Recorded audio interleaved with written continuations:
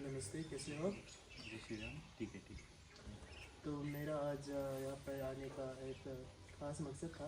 जैसे कि मैं एक सर्वप्रथम मैं यूएसपी का थर्ड ईयर स्टूडेंट हूँ और हमारा असाइनमेंट बना था कि हमें लोगों से या ज़्यादा इंटरव्यू करना है कि क्यों आज के देखा जाए तो पाठशाला में, खासकर प्राइमरी अथवा सेकेंडरी में, क्यों बच्चे अपने जो हिंदी की प्रति रुचि है वह नहीं दिखा रहे हैं। तो मैं आपसे यह कुछ जानकारी मैं इकट्ठा करना चाहूँगा और मैं अपने ये इंटरव्यू में अपना जो कुछ सवाल है आपसे करना चाहूँगा। तो क्या आप मुझे इन सवालों का जो उत्तर है वह दे सकते हैं? जी, बिल्कुल। तो अगर क्या आप सबसे पहले अपना जो परिचय है वह दे सकते हो? अ, मेरा नाम सविनेश स्वामी है। मैं यहीं नागौर का निवासी हूँ और मैं यहाँ नागौर पोस्ट ऑफिस में पोस्ट मास्टर हूँ। और जैसा कि आपने कहा कि अगर मैं आपके जो प्रश्नों का उत्तर देना चाहूँगा तो अवश्य ही मैं जो है हिंदी के निमित्त और इंडियन कल्चर के निमित्त जो है अवश्य ही आपकी सहायता करने के लिए तत्पर हूँ। देखा जाए तो अभी सनातन की ओर से जो नावों में हर रविवार को बाल विकास का जो क्लासेस है वो बच्चे के लिए तैयार किया जाता है और अब बाल विकास क्लास में से आप भी एक मास्टर और आप भी बच्चों को पढ़ाते हैं तथा हिंदी के प्रति आप उन्हें शिक्षा प्रदान करते हैं। तो क्या आप हमें बता सकते हैं कि अपना जो टीचिंग एक्सपीरियंस है वो किस तरह से आप अपने जो क्लासेस में आप अपना रहे हैं? क्या कुछ शेयर कर सकते हैं आप? मैं तो बहुत पढ़ाया नहीं, आप लोग ही पढ़ाते तो यही कहना चाहते हैं कि अगर बच्चों का जो इंटरेस्ट है वो लगेगा तो पढ़ाने में और भी आसानी होती है। अगर आप भी टीचिंग का कोर्स कर रहे हैं तो आप जानते होंगे कि अगर बच्चों का इंटरेस्ट नहीं लगता है तो थोड़ा सा मुश्किल हो जाता है, परंतु अगर जब इंटरेस्ट रहेगा तो वो सीखने के जो इच्छुक रहेंगे तो अवश्य ही जो सिखाना है वो आसान हो जाएगा। और कह सकते हैं कि जो नवों के बच्चे अभी हाल ही में जो वशिष्ठ मुनि इंस्टीट्यूट द्वारा जो न्यूज़लेटर जो है वो बांटा गया था तो उसके निमित्त जो और भी बच्चे आने लगे और ज़्यादा तादाद में जो है वे प्रेजेंस जो है उनका जो है मिलने लगा। और धन्यवाद देना चाहेंगे उनके माता पिताओं को भी कि उन्होंने जो है उनको अपने जो हिंदी कल्चर और हिंदू धर्म के प्रति जो है ये जो क्लासेस संडे क्लासेस अटेंड करने का जो है अलाउंस जो है उनको किया।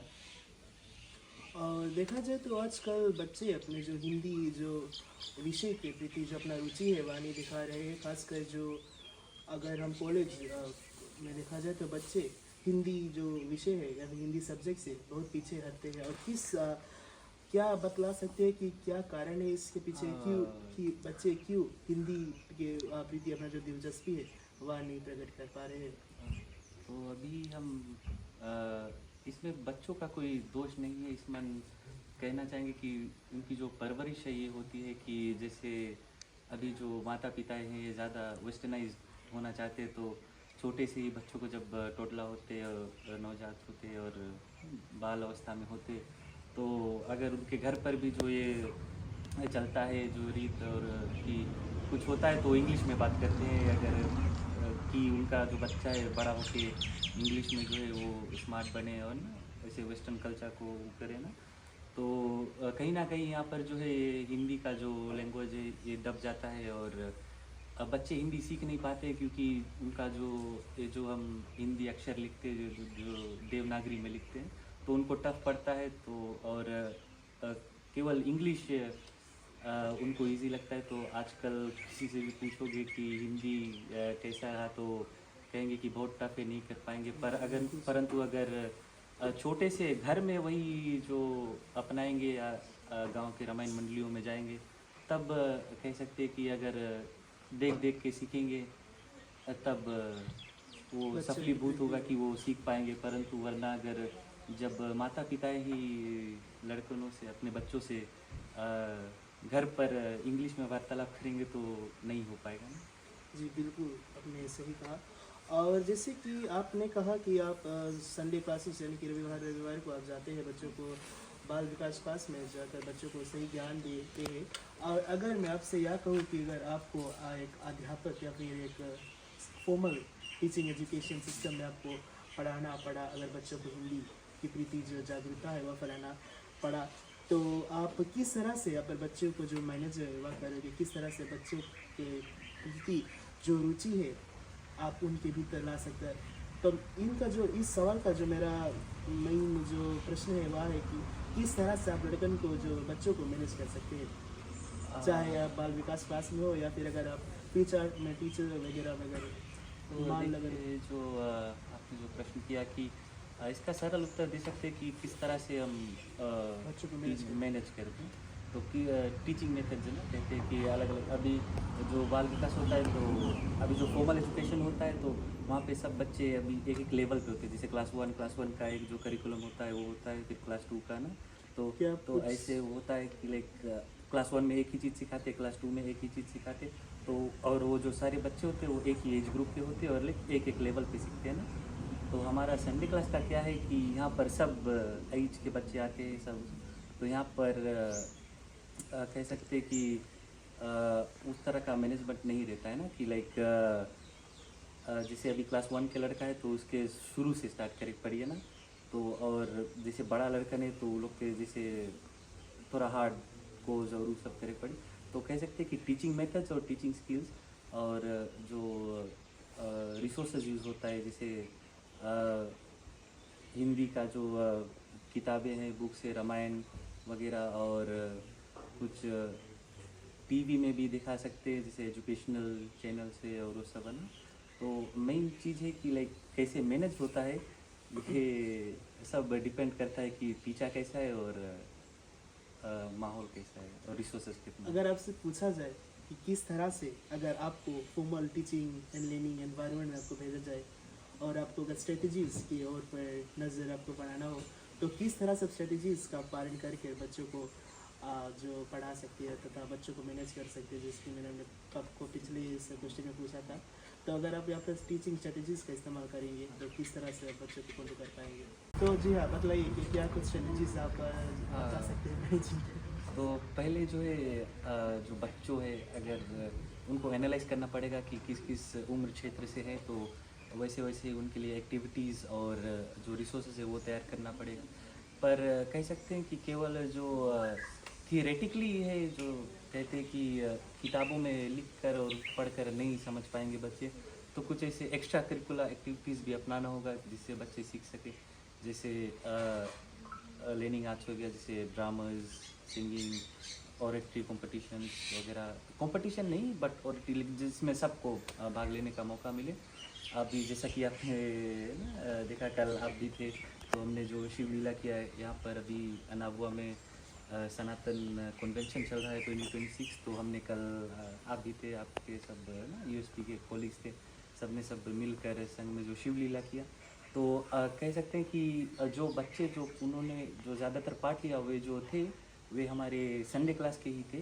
पर संडे क्लास में शायद उतना एक्टिव नहीं होंगे जितना वो कल शिव लीला में थे।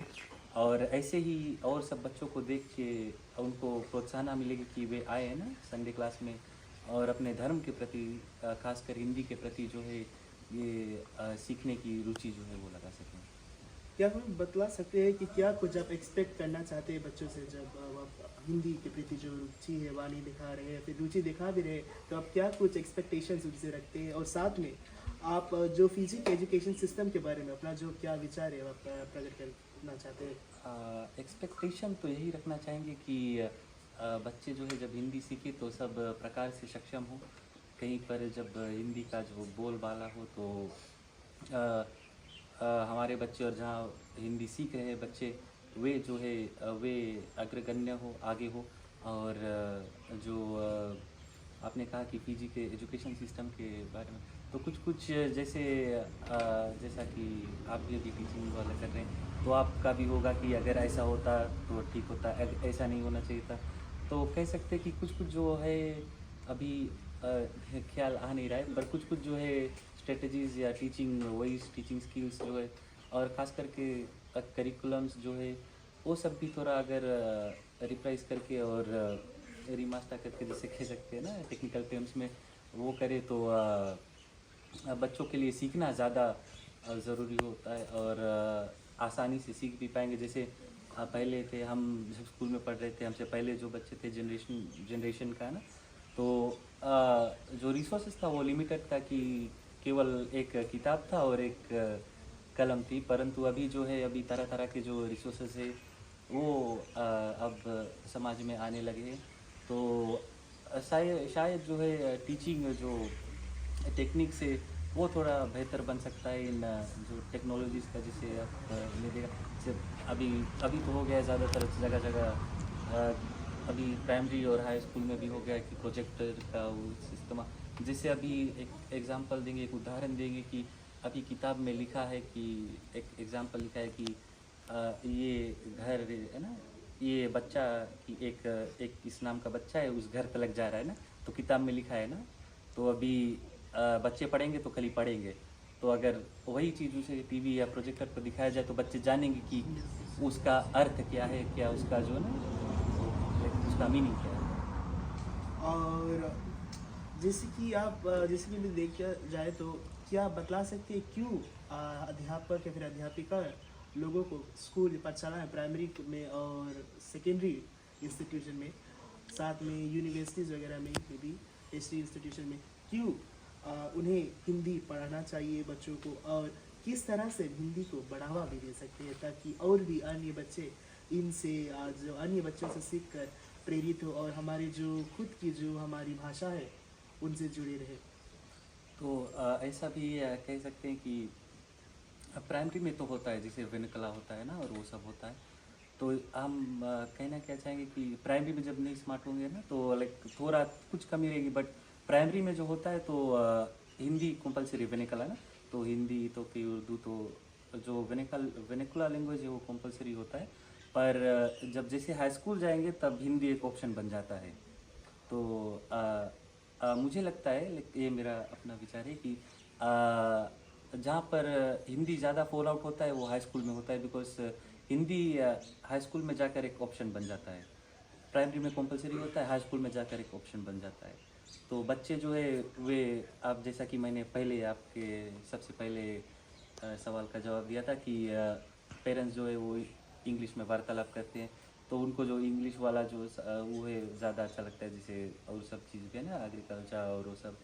तो कह सकते हैं कि कैसे सुधार ला सकते हैं कि मेरा पर्सनल विचार है कि टेशरी लेवल पे जो है अगर सुधार, अगर हिंदी को बचाना है तो टेशरी लेवल पे ही कर सकते हैं, क्योंकि अगर कुछ जैसे जैसे आप जैसे हिंदी पढ़ रहे हैं ना, तो गिने चुने बच्चे ये परस्यू करेंगे हिंदी टेशरी तलक, परंतु जो ज़्यादातर बच्चे 90% ये टेशरी में आकर फॉल आउट हो जाते हैं, क्योंकि हिंदी एक टेशरी में ऑप्शन बन जाता है। अगर टेशरी में हिंदी कंपलसरी करेंगे तो शायद जाकर कुछ सुधारता है हिंदी में, या कुछ जैसा आप कहते आपने पूछा था कि कैसा जो है हिंदी का जो तादाद है ना, हिंदी स्टूडेंट्स का और हिंदी प्रचार प्रभार करने वालों का, वो बढ़ सकता है। तो मुझे लगता है कि टेशरी में वो है, अगर टेशरी में हिंदी कंपलसरी करेंगे तो Hindi is not an option, Hindi should be compulsory. Thank you. और मेरा आज का जो आखिरी सवाल है आपसे, मेरे ख्याल से हिंदी सिर्फ एक भाषा नहीं है बल्कि वह हमारी धर्म से कई हद तक जुड़ा हुआ भी है। तो क्या आप इस विषय पे कुछ अपना छोटी सी जो टिप्पणी है वह देना चाहते हैं? अवश्य, हिंदी जो है वो हमारे धर्म से भी जुड़ा हुआ है, क्योंकि जो हमारा धर्म है वो हिंदी पर ही टिका हुआ है। तो हम तो उतना नहीं जानते धर्म कर्म के बारे में, परंतु जितना अपने गुरुजनों से सीखा है, यही कहना चाहेंगे कि अगर हिंदी आप सीखोगे तो आप धर्म कर्म के काम में भी जो अपना ज़्यादा सहयोग है वो दे सकते। ऐसा नहीं है कि जो हिंदी नहीं पढ़ते वो अपना सहयोग नहीं देते, परंतु जब आप हिंदी पढ़ोगे और हिंदी की जो आपका ज्ञान होगा तो उससे आप कुछ खास सहयोग दे पाओगे, कि जैसे कुछ मूल्य जो है हिंदी का जो अपने धर्म के प्रति है ना वो दे पाओगे। तो कह सकते हैं कि जो धर्म के काम में हमारे जैसे सनातन धर्म के काम में जो है हिंदी की आवश्यकता बहुत है, और ये आग्रह करेंगे कि, और ये इच्छा रहेगी, ये आशा रहेगी कि जो बच्चे हैं वे हिंदी सीखें और अपने धर्म के काम को आगे बढ़ाएं। बहुत बहुत शुक्रिया शर्मिश जी। और मैं आपको अपनी हृदय से धन्यवाद देना चाहूँगा कि आपका भी आपने जो ग्रामीण समय निकाल कर आज यहाँ पर उपस्थित हुए और हमारे जो असाइनमेंट में अपना जो आपने योगदान दिया है, मैं आपको अपने हृदय से एक बार फिर से धन्यवाद देना चाहूँगा। धन्यवाद।